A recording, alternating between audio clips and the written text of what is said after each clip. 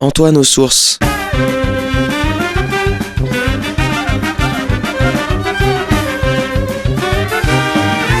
Une émission présentée par Jean-Marie Alafort.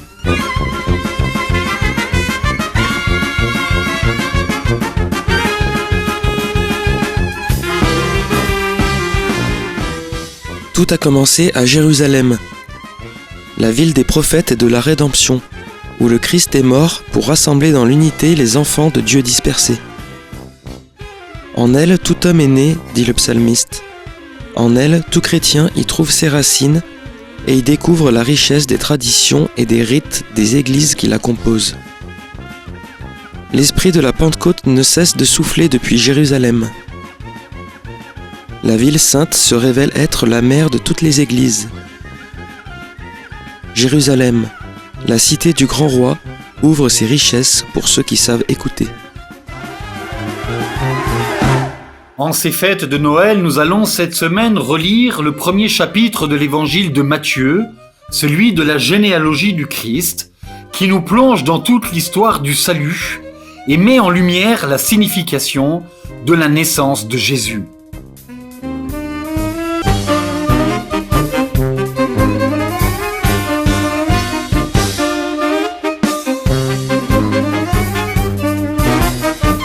Bonjour à tous, alors nous allons faire une petite pause dans notre série d'émissions pour nous consacrer aujourd'hui à l'événement fondamental que nous célébrons tous ces derniers jours, qui est donc la naissance du Christ à Bethléem.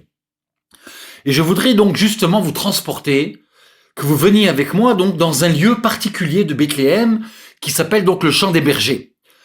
Ce site, qui est aujourd'hui aux mains de la custodie de Terre Sainte des frères franciscains, se trouve donc à peu près 1,5 km donc de la basilique de la Nativité. Les touristes en général s'y rendent donc en bus. Nous sommes donc tout à fait à l'extrême de la ville de Bethléem. Aujourd'hui, le Champ des Bergers donc est dans la ville elle-même, mais il se trouve donc, si vous voulez, au sud de la ville de Bethléem. Ce site, qui est un site historique intéressant, puisque d'après les découvertes archéologiques, on a retrouvé donc des restes d'une église byzantine du 4e et du 5e siècle. Donc il y avait déjà un culte important de la communauté chrétienne à l'époque donc byzantin. Mais ce qui est intéressant, pourquoi je raconte donc ce Champ des Bergers, parce que la tradition bien sûr va dire que c'est sur ce lieu-là que les bergers ont entendu de la part des anges la nouvelle donc de la naissance du Sauveur d'Israël. Il y a quelques années, j'ai amené un groupe de pèlerins. Je guidais donc en Terre Sainte, j'ai amené un groupe de pèlerins donc sur ce lieu du Champ des Bergers. Nous commencions donc notre parcours sur les traces ou la vie de Jésus. Et le groupe était un peu difficile, disons, avec une culture biblique et une culture évangélique qui était particulièrement faible, pour être franc. Et quand je suis arrivé donc sur le site du Champ des Bergers, ils m'ont pris un peu à partie en disant on en a marre, on ne veut pas entendre ce que vous nous disiez. Ils nous disent on est venu pour les pas de Jésus, on est venu pour suivre l'histoire de l'Évangile. Ça nous intéresse absolument pas, ni Abraham, ni David, ni Moïse, ni les prophètes, ni Jérémie. Tout ça ne nous intéresse pas du tout. Vous nous emmenez dans des lieux spirituels, j'ai envie de dire, qui ne nous intéressent pas parce que nous sommes chrétiens et comme chrétiens, nous voulons simplement lire l'Évangile. Nous étions au Champ des Bergers et j'ai écouté avec beaucoup de stupéfaction, je dois dire, ces réflexions qui étaient un peu brutales et je leur ai dit, à partir de maintenant, nous allons lire que l'Évangile. Et j'ai ouvert le chapitre 1er de l'évangile de Saint Matthieu. Vous voulez lire de l'évangile? Eh bien, nous allons faire de l'évangile. Silence dans le groupe. Et j'ai commencé la lecture. Livre des origines de Jésus-Christ, fils de David, fils d'Abraham. Abraham engendra Isaac. Isaac engendra Jacob. Jacob engendra Juda et ses frères. Juda engendra Pharès et Sarah de Tamar. Pharès engendra Esrom. Esrom engendra Aram. Aram engendra Abinadav. Abinadav engendra stupéfaction. Ils voulaient de l'évangile, je leur en ai fait. Si nous voulons comprendre quelque chose au Nouveau Testament, nous devons commencer par comprendre les origines du Christ lui-même. La première page du livre de Saint Matthieu nous plonge, nous transporte de façon absolument extraordinaire dans nos racines que sont la première alliance. Si on veut comprendre quelque chose à la nouvelle alliance, il nous faut premièrement nous enraciner dans la première alliance. On ne comprend rien du tout à la vie de Jésus ni à la naissance du Christ. Pourquoi est-ce qu'il y a un Messie qui naît à Bethléem si on ne connaît pas l'histoire d'Israël? Livre des origines de Jésus-Christ, fils de David, fils d'Abraham. C'est ce qu'on appelle donc dans la tradition biblique l'engendrement. Il y a une histoire. C'est une histoire qui est racontée entre Dieu et l'homme. C'est une histoire perturbée. Quand je commence à lire ce livre des généalogies de Jésus-Christ, qui en général d'ailleurs ennuie tout le monde, quand il y a ce texte-là à la messe, je vois que les gens commencent à s'endormir. Ils ne comprennent rien parce qu'ils ne connaissent pas évidemment l'Ancien Testament, donc ils ne voient absolument pas quelle est finalement la force de ce texte évangélique. Mais c'est la parole de Dieu, c'est l'évangile. Nous avons ici une série de pécheurs. Judas engendra Pharès et Zara de Tamar, la première prostituée de l'histoire de l'humanité. C'est très joli, n'est-ce pas? Nous avons que des pécheurs. Abinadav, je vous invite à relire qui est Abinadav, vous allez voir, ce n'était pas un grand juste aux yeux du Seigneur. Il n'aurait jamais été canonisé par aucun pape. Salmon, engendra Boz. Boz de Rahab. C'est-à-dire, nous avons ici donc quelque chose qui est absolument incompréhensible. Une étrangère qui rentre, si vous voulez, dans la généalogie du Christ. Nous avons une prostituée, nous avons une étrangère. Oh. Boz engendra Joëb, ou Jobed, c'est la traduction ici que je prends donc de la Taube, de Ruth. Ruth. Jobed engendra Jessé. Jessé engendra le roi David. Ruth, ceux qui ne savent pas, c'est une convertie. Ce n'est pas non plus une juive. Elle vient donc du mont de Moab. Elle ne fait pas partie du peuple. Elle ne doit pas rentrer dans la généalogie du Christ. C'est-à-dire, nous avons ici donc non seulement une histoire théologique, mais une histoire même de la racine même de ce qu'est la rédemption pour l'humanité. Si on ne comprend pas ce texte-là, on ne comprend pas ce qui va suivre.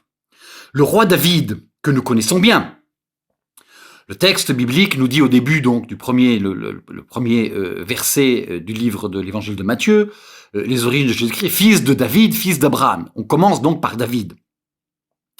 David donc c'est le roi d'Israël. Et Jésus va être proclamé, et va se proclamer lui-même comme fils de David. Mais si on ne sait pas qui est David, on ne comprend pas cette filialité, on ne comprend pas ce que vient faire Jésus. Qui est Jésus lui-même? Quelle est son identité? Pourquoi est-ce qu'il va prétendre au titre de sauveur d'Israël? La filiation de David est absolument fondamentale. Je me trouvais donc ici dans le champ des bergers, dans le territoire d'Ephrata, qui est donc la ville de David. Comment être à Bethléem sans parler du roi David? Toute l'histoire de l'enfance de Jésus est basée sur le fait que Jésus naît dans le territoire d'Ephrata, qui est le territoire de la ville de David. David est né à Bethléem et il a été consacré roi à Bethléem. Il a reçu l'onction divine, souvenez-vous. Il y a 7 frères, le prophète, dont nous reparlerons dans d'autres émissions, arrive et dit passez-moi les fils en revue. Et il regarde donc l'apparence, n'est-ce pas, de chacun donc de ses fils. J'ai envie de dire les uns plus forts que les autres, les uns plus grands que les autres. Et Élie dit mais non. Samuel dit mais non. Ce n'est pas le roi que Dieu s'est choisi. Y a-t-il pas un autre fils? Oui, effectivement, il y a un autre fils. Il paie les troupeaux. Ah, tiens, les troupeaux. À Bethléem, il y a des troupeaux. À Bethléem, il y a des bergers. Nous sommes sur le champ des bergers. À Bethléem, il y a des bergers, il y a des troupeaux. Il paye donc les troupeaux quelque part. Nous l'attendrons tant qu'il ne sera pas arrivé. Il n'y aura pas de célébration festive. Nous ne banquerons pas. Arrive le roi David. David, qui sera plus tard le roi. Petit, roux, nous dit le texte biblique. Beau, yafé toar. C'est un des principes même donc de la Bible pour décrire finalement qu'il est choisi par Dieu. Samuel va lui donner l'onction. Et avec cette phrase absolument merveilleuse qui s'applique tellement à Jésus, et avec la situation de la naissance de Jésus, Dieu regarde le cœur, il ne regarde pas les apparences. C'est-à-dire, les apparences, c'est un homme fort, un peu comme Saül. Le roi Saül correspond tout à fait donc au type de roi que le peuple voulait. Un physique d'athlète, extrêmement grand, extrêmement fort, extrêmement beau, riche, tout ce que l'on peut imaginer, n'est-ce pas, comme prétendant à la couronne. Et là, Dieu fait absolument l'inverse. À Bethléem, si vous voulez, il prend donc le plus petit. Celui qui ne paie pas de mine. Celui qui n'attire pas le regard, car Dieu regarde le cœur et non pas les apparences. Et quand on lit ce texte de l'Ancien Testament, on comprend en fait le mystère de Bethléem. Sans ce retour au texte de l'Ancien Testament, on ne comprend pas ce qu'est Bethléem et pourquoi est-ce que Jésus naît à Bethléem. Parce que Bethléem, c'est le petit clan de la ville de David. Celui qui n'attire absolument pas les regards. Mais Dieu ne cherche pas à attirer les regards. Dieu va naître, Jésus va naître dans une grotte. Il va naître dans un endroit complètement à l'écart de tout le monde. Sans que personne ne soit au courant. Il ne naît pas dans un palais royal. C'est David. C'est le petit David qui est en train de paître ses troupeaux dont personne ne s'intéresse. Et c'est lui qui va devenir l'onction, celui qui va être choisi par Dieu pour créer ce royaume, donc qui va être le royaume de David, qui va être le royaume donc de Juda, et qui va donc hériter de la couronne, et qui va donc apporter à Israël son ampleur, j'ai envie de dire, spirituelle. Donc, Jésus naît à Bethléem, non pas, je dirais, par malchance, mais parce qu'il y a ici une suite logique dans la perspective biblique. La ville de Bethléem, Beth-Lechem, c'est la maison donc de la nourriture. Plus exactement, on traduirait aujourd'hui Beth-Lechem, la maison du pain. L'hostie que nous communions, c'est la maison du pain. C'est exactement le même sens. Ce petit morceau de pain qui n'a aucun sens, apparemment. Vous voyez, ce ridicule morceau de pain. Il n'y a aucune apparence, car Dieu ne regarde pas aux apparences. Si nous ne comprenons pas ça, nous ne comprenons rien au mystère de Noël, au mystère de Bethléem. Le mystère de Bethléem, c'est le mystère donc de ce Dieu qui se cache pour mieux se révéler. David était caché pour mieux se révéler. Donc, nous sommes à Bethléem, et je lis ce texte-là, donc j'explique ce texte-là. Je dois dire que mon auditoire était complètement abasourdi, il faut bien dire la vérité. Il ne s'attendait absolument pas à ce que j'ouvre cette première page de l'Évangile et que je leur commence à leur raconter donc l'Ancien Testament dont ils ne voulaient pas entendre parler. Ils voulaient que Jésus soit une génération spontanée. Il tombe comme une espèce d'extraterrestre, n'est-ce pas, sur la terre. Voilà, je suis le sauveur, je viens vous sauver. Mais vous sauver de quoi? Quelle est l'histoire? Pourquoi est-ce qu'il est là? David engendra Salomon de la femme d'Ouri. Encore un païen. Ouri, c'est un soldat fidèle à Salomon. Ouri, c'est un étranger. Il est hittite. Il n'est pas juif. C'était un soldat extrêmement fidèle. Il rentre. Salomon le fait revenir donc à Jérusalem, dans l'espoir qu'il aille avec sa femme, parce que donc Salomon a fait ce terrible péché de coucher donc avec la femme d'Hittite. Et pour cacher son œuvre malfaisante, il essaye donc de faire venir le soldat, et le soldat dit « Mais comment est-ce que je vais coucher avec ma femme alors que le camp d'Israël dort sous des tentes. Il est plus fidèle à Dieu, au Dieu d'Israël, que le roi lui-même. Nous connaissons la suite. Salomon va donner donc l'ordre au général en chef de faire tuer, donc de mettre en première ligne ce soldat extrêmement fidèle, donc Uri, et qui va mourir. Et ensuite, donc nous connaissons bien sûr la suite. Salomon va prendre donc pour femme la femme d'Uri. Mais vous voyez, ce qui est intéressant, c'est que David engendra Salomon de la femme d'Uri. C'est-à-dire, on nous rappelle que dans cette descendance, il y a ce péché. Pourquoi est-ce que Jésus vient? C'est pour nous sauver du péché. Il y a un principe fondamental dans la Bible qui est un principe absolument fort du point de vue théologique. Dieu intervient quand on est, excusez-moi l'expression, dans la merde. C'est-à-dire, c'est exactement ça. Dieu vient nous sauver parce que nous sommes dans les fanges du péché. Et le péché, nous le voyons donc apparaître de façon extrêmement forte, si nous connaissons l'histoire, bien entendu, dans cette généalogie. C'est ça qui est absolument extraordinaire. C'est qu'à partir de tous ces hommes pécheurs, va naître celui qui n'a pas péché. Et celui qui n'a pas péché, c'est Jésus lui-même. C'est-à-dire, nous allons voir que de cette émergence de ces histoires, qui sont des histoires terribles, enfin, vous comprenez, l'évangile de Matthieu, comme pour nous donner une sorte de gifle sur la figure, nous fait une liste de toutes les catastrophes qui a pu se passer dans l'Ancien Testament. Pourquoi nous rappeler la femme d'Uri? L'évangile de Matthieu aurait très bien pu écrire « David engendra Salomon, un point c'est tout ».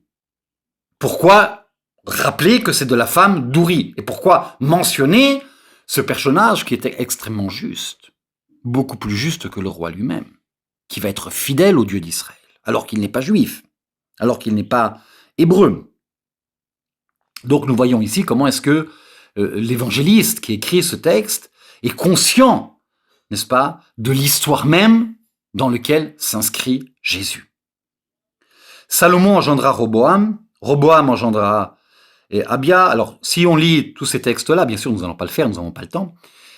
Si vous lisez donc tous ces personnages, tous ces rois à partir donc de Salomon, mes pauvres amis, vous allez prendre une crise cardiaque. Parce qu'ils sont tous plus pécheurs les uns que les autres. Ça va arriver donc à des proportions absolument extraordinaires, comme Akaz par exemple, qui va être un des rois les plus terribles de l'histoire donc des rois d'Israël. Et Akaz fait partie donc des rois qui sont dans la généalogie. C'est-à-dire, la Bible, c'est ça qui est extraordinaire, ne supprime rien. La Bible, ce n'est pas un livre de morale. C'est un livre qui nous raconte l'histoire perturbée entre Dieu et les hommes. Et qui nous délivre un message absolument fondamental, l'homme a besoin d'être sauvé. Parce que si l'homme ne peut pas se sauver lui-même, c'est absolument impossible. Manassé engendra Amon, deux rois absolument terribles. Un a fait passer donc ses fils sur le fil de l'épée au dieu Moloch, dans la vallée de la Géhenne. C'est absolument terrible. Amon engendra Josias. Josias est un roi juste. Josias engendra Jéconias et ses frères, et ce fut la déportation de Babylone. Nous avons donc, si vous voulez, quelque chose qui est extrêmement schématique. Nous avons 14 générations donc d'Abraham et David, de David à la déportation de 14 générations, et de la déportation de Babylone à Jésus lui-même. Nous allons arriver à ce texte-là dans quelques minutes. 14. Le chiffre 14 est un chiffre symbolique dans la Bible, c'est le fameux Yad. Yad, c'est la main divine, c'est la main tendue, c'est le Yad Arzaka.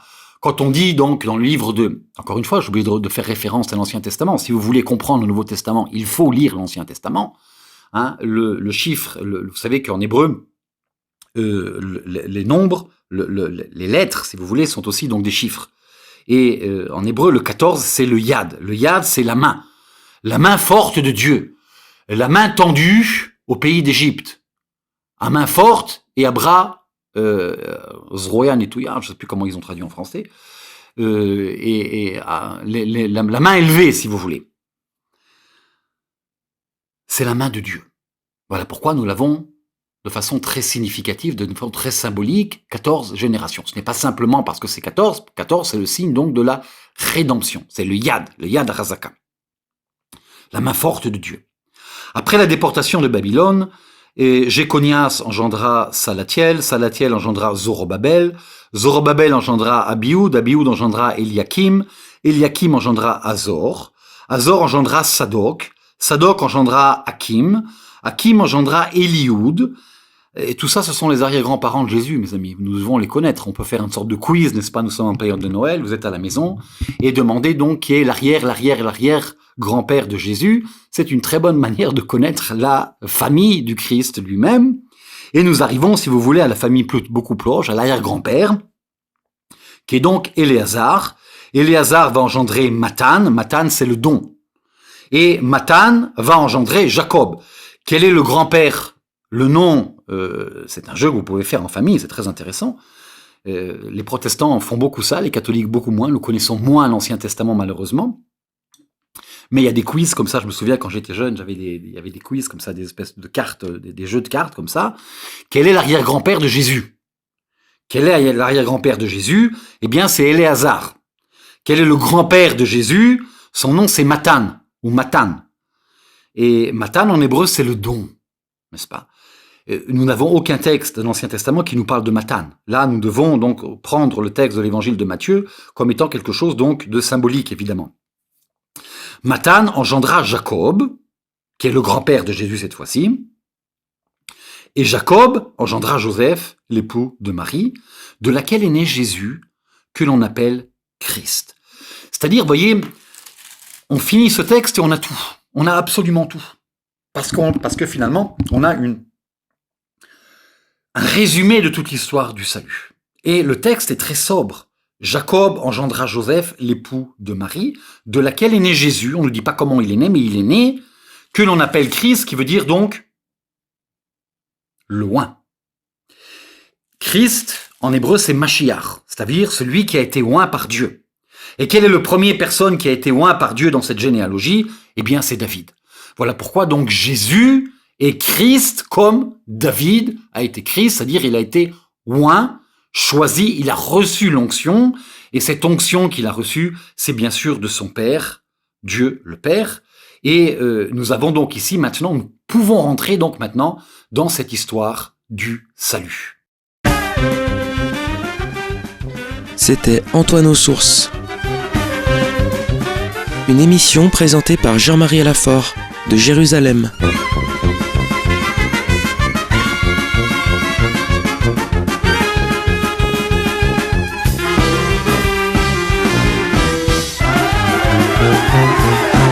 En ces fêtes de Noël, nous avons cette semaine relu le premier chapitre de l'évangile de Matthieu, celui de la généalogie du Christ, qui nous plonge dans toute l'histoire du salut et met en lumière la signification de la naissance de Jésus.